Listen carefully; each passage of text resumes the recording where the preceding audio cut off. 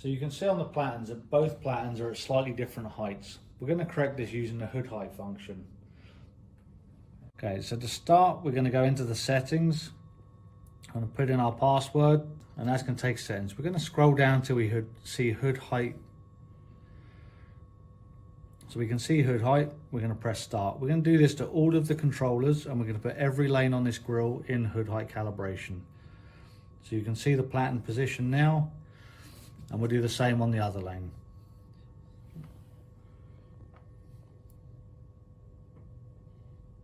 And return. So as we go in, we'll see hood height, and we have them both in the same point. Okay, stop it. Go. So with both controllers in hood height, we're going to go into platen position, and we're going to set them both at 4,500.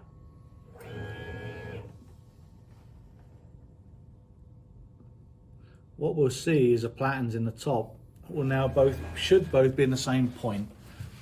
So as we look up, we can now see there's quite a difference. To ensure we don't hit the kill switch, we're going to take the grills and we're going to bring them all to match the lowest platen. Okay, that should stop us having any accidental error 6s where we've hit the overrun switch. Because the right hand lane was the highest, we're going to bring that down to match the left hand lane. So we're going to take a guess at the number, and I think we're going to try 4,400. Okay. If we look up, we can see there's still a big difference, so we need to try a lower number. So we're going to go back to the controller, and we're going to try 4,300.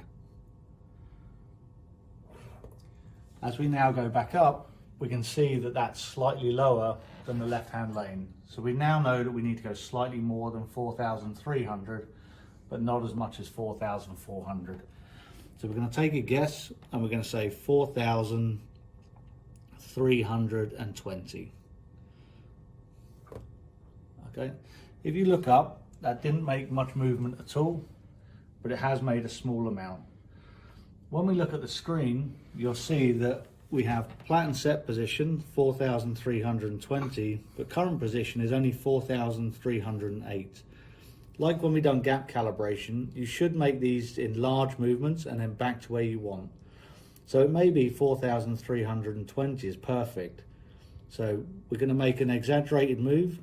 We're going to bring it down to 3,500, and then we'll go back up to 4,320. Now watching the current position, this should now be a lot closer. So it's now 4,323. When we come back up, you can now see that that's nice and accurate. For that reason, we don't use the arrows. This is why we use the steps, and we go up and down. Once we're happy with that, and that's probably as close as we're going to get, we're going to come to the controller and we're going to apply calibration. So calibration applied, and now end calibration.